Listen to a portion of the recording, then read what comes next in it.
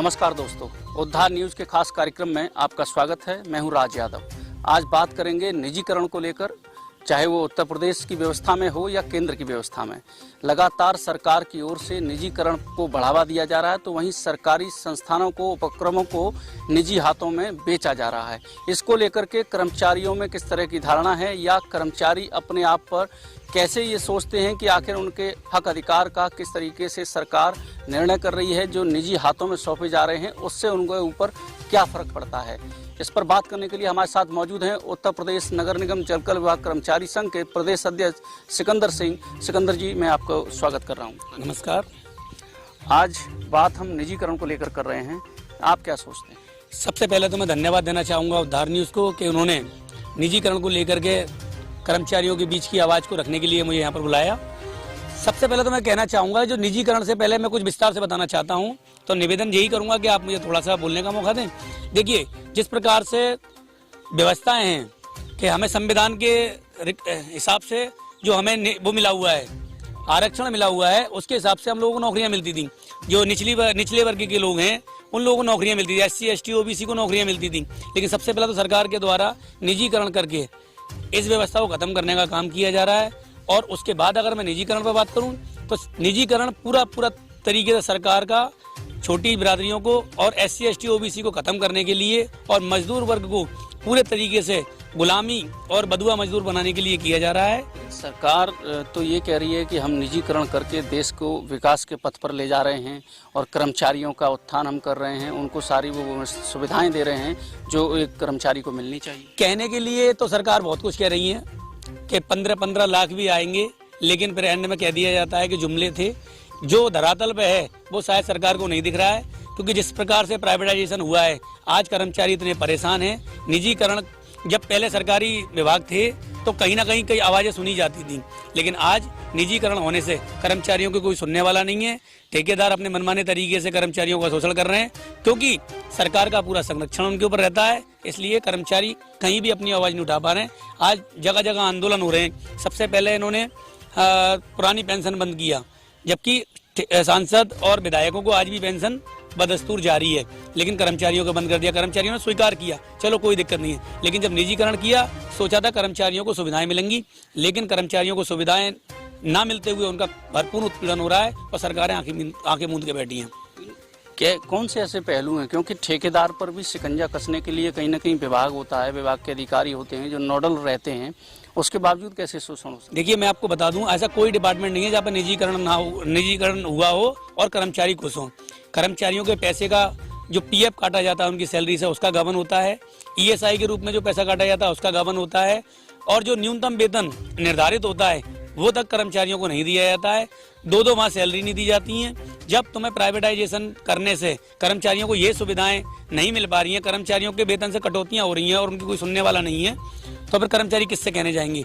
पहले तो कम से कम डिपार्टमेंट में तो शिकायत कर सकते थे, अब तो किसी से शिकायत नहीं कर सकते। सरकार आंखें बंद करके बैठी है, क्योंकि सरकार का संरक्षण है इन ठेकेदारों के ऊपर, और ठेकेदार अपने मनमानी तरीके से कर्मचारियों को लूट रहे हैं। ठेकेदारों का आखिर जवाब क्या होता है जब एक कर्मचारी अपनी बात रखता है, चाहे वो वेतन को लेकर हो या उसके PF को लेकर हो, ESI को लेकर हो? ठेकेदार की तरफ से क्या कहा जाता है? ठेकेदार की तरफ से सीधा सीधा यही होता है कि चाहिए काम करना है तो इसी पटल पे कार्य करना पड़ेगा, अन्यथा एक काम करें, अपने घर पे बैठें। सीधी सीधी धमकी दी जाती है कि ठेकेदार के द्वारा सीधी सीधी धमकी यही दी जाती है कि हम लोग चाहिए वो ऐसा ही होगा, क्योंकि सरकार का उनके ऊपर हाथ होता है, इसलिए वो किसी से दबते नहीं है। और सबसे बड़ी बात है, ठेकेदार आने को तैयार ही नहीं होते हैं बीच में। अभी मैं आपको बीते 9 तारीख की बात बता दूं, बबाक कंपनी जो आगरा में काम कर रही है, कर्मचारियों को 3 माह से वेतन नहीं मिला था। कर्मचारी बेचारे सीवर का काम करते हैं, ना गंदा काम करते हैं, सफाई कर्मचारी का काम करते हैं। जब उनको वेतन नहीं मिलेगा तो कर्मचारी काम बंद करने का काम करेगा, उसके पास इसके अलावा और कोई हथियार नहीं है, लेकिन उनको हटाने की धमकी दे दी जाती है। अपने हक और अधिकार की बात करता था, उसको हटाने की धमकी दे दी जाती है। ठेकेदारों की मनमानी चल रही है। देखिए, बड़ी बात है कि जब आप सरकारी सिस्टम का हिस्सा होते हैं और आपको नौकरी से हटाने या आपकी किसी गलती पर आपको दंड देने की बात आती है, तो एक विकल्प होता है आपके पास कोर्ट जाने का। लेकिन निजी हाथों में जब ये व्यवस्था पहुंच जाती है, कर्मचारियों की जिम्मेदारी पहुंच जाती है, तो जो मुश्किलें हैं उसका आप जिक्र कर रहे हैं। मैं इसके विषय में भी आपको बताना चाहता हूँ, कोर्ट जाने की बात कर्मचारी अगर करता है तो कर्मचारियों को सबसे बड़ी बात यह है कि जिस फर्म के अंदर वो काम कर रहे हैं उस फर्म का आई कार्ड तक उपलब्ध नहीं कराया जाता है। कर्मचारी किस बेस पे अगर कोर्ट जाने की बात करते हैं, पीएफ कमिश्नर से शिकायत की जाती है तो पीएफ कमिश्नर से भी अधिकारी की ठेकेदार की सेटिंग होती है, क्योंकि कहीं ना कहीं सरकार का फेलियर है, इसीलिए ठेकेदार अपने मनमानी तरीके से कर्मचारियों का शोषण कर रहे हैं। पूरा एक कॉकस काम करता है। बिल्कुल बिल्कुल, मेरा तो मानना यही है, क्योंकि मैं कर्मचारी यूनियन का लीडर होने के नाते मैं कर्मचारियों की आवाज उठाता हूं। कई जगह पे मैंने आवाज उठाई है, छावनी से लेकर के जल संस्थान से लेकर के नगर निगम, मैं हर जगह आवाज उठाता हूं, लेकिन सब जगह एक ही तरह से सामने आता है कि कर्मचारियों की सुनने वाला कोई नहीं है। कर्मचारी चिल्लाते हैं, कर्मचारियों को पूरे तरीके से एविडेंस भी नहीं है कि कर्मचारी अपनी आवाज उठा सकें। अभी मैं आपको बताता हूँ, छावनी का एक प्रकरण है, एक कर्मचारी की वाइफ बीमार है, उसको हर तरफ से डॉक्टरों के द्वारा मना कर दिया गया है, लेकिन जब कर्मचारी ने अपने ठेकेदार या अपने विभाग में छावनी में जाकर के अपना ईएसआई कार्ड या ईएसआई का नंबर मांगने का प्रयास किया तो उसे धक्के देकर के बाहर भगा दिया गया। सैलरी भी बड़ी मुश्किलों से मिली उसको। आज उसकी बीवी के सब तरफ डॉक्टरों से मना कर दिया गया, लेकिन आज वो इतना परेशान है। अगर इसी प्रकार से, वो तो चलो सामने आ गया, ऐसे बहुत सारे कर्मचारी हैं सामने नहीं आ पाते हैं जो दंश को झेल रहे हैं। आप समूचे उत्तर प्रदेश का प्रतिनिधित्व करते हैं, आप प्रदेश अध्यक्ष हैं अपनी यूनियन के। कई विभागों में ऐसी स्थिति है या किसी एक आध में ऐसा देखने को मिलता है? नहीं, मेरा तो जहाँ तक मेरा मानना है कि चाहे वो कोई भी डिपार्टमेंट हो, जहाँ निजीकरण हो रहा है वहाँ पर इसी तरह के शोषण कर्मचारियों के निरंतर बढ़ते ही चले जा रहे हैं। यदि कर्मचारियों का इसी तरह शोषण होता रहेगा तो फिर कर्मचारी कैसे सरवाइव करेंगे, आप क्या सोच रहे हैं? मेरा तो मानना यही है कि सरकार को अभी भी जाग जाना चाहिए। ये उल्टे सीधे दिखावे चल रहे हैं। सबका साथ सबका विकास करने वाली सरकार, जब कर्मचारियों का इस तरह का शोषण होगा, सरकारी कर्मचारियों का इस तरीके से निजीकरण किया जाएगा, तो मेरा सीधा सीधा कहना सरकार से यही है कि आने वाले समय में ये जनता आप लोगों को जवाब देगी। और ये कर्मचारियों को आप कमजोर ना समझें, कर्मचारी मेहनत पसंद लोग हैं और इनको कमजोर ना समझें। आने वाले समय में जवाब देने का काम ये भी करेंगे, क्योंकि उत्पीड़न जब सर से ऊपर हो जाता है तो फिर उसका अंत सभी जानते हैं कि किस तरह से होता है। तो आप क्या चाहते हैं, निजीकरण के खिलाफ आवाज कोई उठेगी? नहीं, बिल्कुल उठेगी। सबसे पहले हमारा संगठन उत्तर प्रदेश नगर निगम जलकल विभाग कर्मचारी संघ उठाएगा और पूरे उत्तर प्रदेश के अंदर पूरी ताकत के साथ 2022 में हम लोग उतरेंगे और बताने का काम करेंगे कि जिस प्रकार से इस पार्टी के सत्ताधारी पार्टी के द्वारा ठेकेदारों को निजीकरण को बढ़ावा दे करके बढ़ावा दिया जा रहा है, कर्मचारियों का शोषण किया जा रहा है, SC ST OBC का जो गबन किया जा रहा है पैसे का, और उनका इस तरीके से दमनकारी नीतियों को अपनाते हुए लोगों को दबाया जा रहा है। जिस प्रकार से बहन कुमारी मायावती जी ने एक टॉरेंट पावर ला करके उस डायन को ला करके उत्तर प्रदेश के आगरा के अंदर जो हाल, आज उनका जो हाल है, आज वो उत्तर प्रदेश में दूर दूर तक देखने तक को नहीं है। उसी प्रकार से इन लोगों ने भी, भारतीय जनता पार्टी ने भी जितना निजीकरण कर रहे हैं, आने वाले 22 में ये लोग साफ हो जाएंगे, देखने वाला कोई नहीं होगा इन्हें।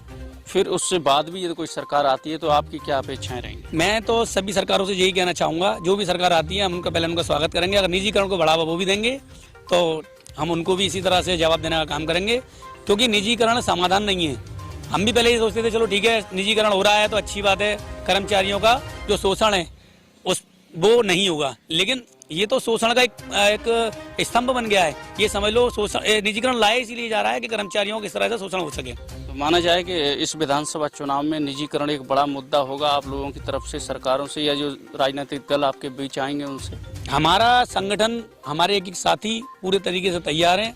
अभी हम लोग बवाक कंपनी की भी लड़ाई लड़ रहे हैं, छावनी की भी लड़ाई लड़ रहे हैं और नगर निगम में भी कर्मचारियों के शोषण के लिए आवाज उठा रहे हैं। यदि ये समस्याएं बरकरार जारी रहती हैं तो पूरे उत्तर प्रदेश में हमारे संगठन, जितने भी हमारी ब्रांचें हैं, सब लोग, जितने भी राजनीतिक दल हमारे बीच में आएंगे, सबसे पहले हमारा मुद्दा यही होगा कि निजीकरण रोको और तब भी सरकार के बारे में कुछ सोचेंगे, नहीं तो इस सरकार को उखाड़ फेंकने का काम हमारा संगठन उत्तर प्रदेश नगर निगम जलकर विभाग कर्मचारी संघ पूरे तरीके से करेगा। बहुत शुक्रिया उद्धार न्यूज से बातचीत। धन्यवाद। तो सिकंदर सिंह ने स्पष्ट किया है कि निजीकरण एक बड़ा मुद्दा इस बार विधानसभा के चुनाव में बनने जा रहा है और इसमें विपक्ष को और मौजूदा सत्तासीन भारतीय जनता पार्टी को विचार करना होगा कि आखिर कर्मचारियों के हित को वो किस तरीके से साधने का प्रयास करेंगे। फिर होगी मुलाकात किसी नई शख्स के साथ।